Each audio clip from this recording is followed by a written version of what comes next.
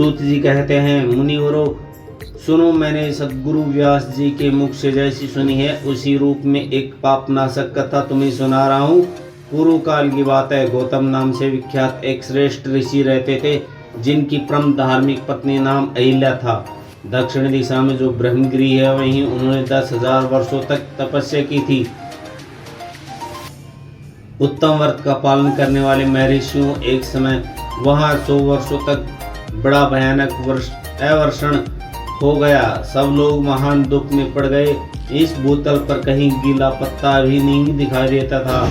फिर जीवों की आधारभूत जल कहाँ से दृष्टिगोचर होता। उस समय मुनि, मनुष्य, पशु, पक्षी और मृग सब वहां से 10 दिशाओं को चले गए। तब गौतम ऋषि ने 6 महीने तक तप करके वरुण को प्रसन्न किया। वरुण ने प्रकट होकर वर मांगने का। ऋषि ने वृष्टि के लिए प्रार्थना की। वरुण ने कहा, देवताओं के विधान के विरुद्ध वृष्टि न करके मैं तुम्हारी इच्छा के अनुसार तुम्हें सदा अक्षय रहने वाला जल देता हूँ। तुम एक गड्ढा तैयार करो। उसके ऐसा कहने पर गौतम ने 1 हाथ गहरा गड्ढा खोदा और वरुण ने उसे दिव्य जल के द्वारा भर दिया तथा परोपकार से सुशोभित होने वाले मुनि श्रेष्ठ गौतम से कहा, महामुनि, कभी क्षीण न होने वाला यह जल तुम्हारे लिए तीर्थ रूप होगा और पृथ्वी पर तुम्हारे ही नाम से इसकी ख्याति होगी। किए हुए दान, होम, तप, देव पूजन तथा पितरों का श्राद्ध सभी अक्षय होंगे। ऐसा कहकर उन महर्षि प्रशंसित होकर वरुण देव के अंतर्ध्यान हो गए। उस जल के द्वारा दूसरों का उपकार करके महर्षि गौतम को भी बड़ा सुख मिला।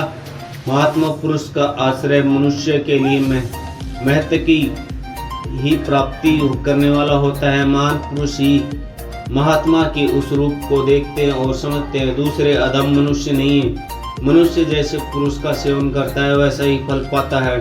महान पुरुष की सेवा से महत्ता मिलती है और क्षुद्र की सेवा क्षुद्रता। उत्तम पुरुषों का वह स्वभाव ही है कि वे दूसरों के दुख को नहीं सहन कर पाते। अपनों को दुख प्राप्त हो जाए तो इसे स्वीकार कर लेते हैं, किंतु दूसरों के दुख निवारण ही करते हैं। दयालु, अभिमान शून्य, उपकारी और जितेंद्रिय ये पुण्य के 4 खंभे हैं जिनके आधार पर यह पृथ्वी टिकी हुई है। तदंतर गौतम जी वहां उस परम दुर्लभ जल को पाकर विधि पूर्वक निमित्त कर्म करने लगे। उन मनुष्य ने वहां नित्य होम की सिद्धि के लिए धान और जौ और अनेक प्रकार के निवार बोए दिए। तरह तरह के धान्य, भांति भांति के वृक्ष और अनेक प्रकार के फल फूल वहां लहला उठे। यह समाचार सुनकर वहां दूसरे सहस्त्रों ऋषि, मुनि, पशु, पक्षी तथा बहुसंख्य जीव जाकर रहने लगे। वह वन इस भूखंड में बहुत सुंदर हो गया। उस अक्षय जल के संयोग से अनावृष्टि वहां के लिए दुखदायिनी नहीं रह गई। उस वन में अनेक शुभ कर्म प्राण ऋषि अपने शिष्य, भार्या और पुत्र आदि के साथ वहां वास करने लगे। उन्होंने कालक्षेप करने के लिए वहां धान बो दिए। गौतम जी के प्रभाव से उस वन में चारों ओर आनंद छा गया। एक बार वहां गौतम के आश्रम में जाकर बसी हुई ब्राह्मणी की स्त्रियां जल के प्रसंग को लेकर अहिल्या के नाराज हो गई। उन्होंने अपने पतियों को उस्काया और उन लोगों ने गौतम को अनिष्ट करने के लिए गणेश जी की आराधना की। भक्तिधीन गणेश जी ने प्रकट होकर वर मांगने के लिए कहा। तब वे बोले, भगवान, यदि आप हमें वर देना चाहते थे ऐसा कोई उपाय कीजिए जिससे समस्त ऋषि डांट फटकार गौतम को आश्रम से बाहर निकाल दें। गणेश जी ने कहा, ऋषियों, तुम सब लोग सुनो, इस समय तुम उचित कार्य नहीं कर रहे हो। बिना किसी अपराध के उन पर क्रोध करने के कारण तुम्हारी हानि होगी। जिन्होंने पहले उपकार किया है उन्हें यदि दुख दिया जाए तो वह अपने लिए हितकर नहीं होगा। जब उपकारी को दुख दिया जाता है तब इससे इस जगत में अपनी ही नाश होता है। ऐसी तपस्या करके उत्तम फल की सिद्धि की जाती है। स्वयं ये शुभ फल का परित्याग करके हितकारक फल को नहीं ग्रहण किया जाता। ब्रह्मा जी ने जो यह कहा है कि असाधु कभी साधुता को और साधु कभी असाधुता को नहीं ग्रहण करता, यह बात निश्चय ही ठीक जान पड़ती है। पहले उपासक के कारण जब तुम लोगों को दुख भोगना पड़ता था, तब मैं ऋषि गौतम ने जल की व्यवस्था करके तुम्हारे सुख दिया, परंतु इस समय तुम सब लोग उन्हें दुख दे रहे हो। संसार में ऐसा कार्य करना कदापि उचित नहीं है। इस बात पर तुम सब लोग सर्वथा विचार कर लो। स्त्रियों की शक्ति से मोहित हो तुम लोग यदि मेरी बात नहीं मानोगे तो तुम्हारा यह वर्ताव गौतम के लिए अत्यंत हितकर नहीं होगा, इसमें संशय नहीं है। ये मुनि श्रेष्ठ गौतम तुम्हें पुनः निश्चय ही सुख देंगे, अतः उनके साथ छल करना कदापि उचित नहीं है। इसलिए तुम लोग कोई दूसरा वर मांगो। सूत जी कहते, ब्राह्मणों महात्मा गणेश ने ऋषियों से यह बात कही। वह यद्यपि उनके लिए कर थी तो भी उन्हें इसे नहीं स्वीकार किया। तब भक्तों के अधीन होने के कारण उन शिव कुमार ने कहा, तुम लोगों ने जिस वस्तु के लिए प्रार्थना की है उसे मैं अवश्य करूँगा। पीछे जो होनहार होगी वह होकर ही रहेगी। ऐसा कहकर वे अंतर्ध्यान हो गए। मुनीश्वरों उसके बाद उन दुष्ट ऋषियों ने प्रभाव से तथा उन्हें प्राप्त हुए वर के कारण जो घटना घटी उसे सुनो। वहाँ गौतम के खेत में जो धान और जो थे उसके पास गणेश जी एक दुर्लभ गाय बनकर गए। दिए हुए वर के कारण वह गो कांपती हुई वहां जाकर धान और जो चरने लगी। इसी समय देववश गौतम जी वहां आ गए। वे दयालु ठहरे, इसलिए मुट्ठी भर तिनके लेकर उनकी उस गो को हाँकने लगे। उन तिनकों का स्पर्श होते ही वह गो पृथ्वी पर गिर पड़ी और ऋषि के देखते देखते उसे क्षण भर मर गई। वे दूसरे देशी ब्राह्मण और उन दुष्ट स्त्रियों वहां छिपे हुए सब कुछ देख रहे थे। उस गो के गिरते ही वे सब के सब बोल उठे, गौतम ने यह कर दिया।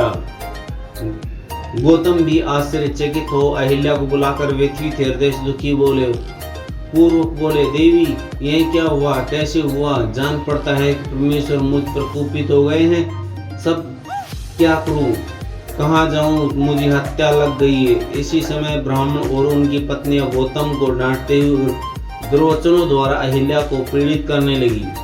उनके दुर्बुद्धि शिष्य और पुत्र भी गौतम को बारंबार फटकार और धिक्कारने लगे। ब्राह्मण बोले, अब तुम्हें अपना मुँह नहीं दिखाना चाहिए, यहाँ से जाओ जाओ। गोहत्यारों, मुँह दिखाने पर तत्काल वस्त्र सहित स्नान करना चाहिए।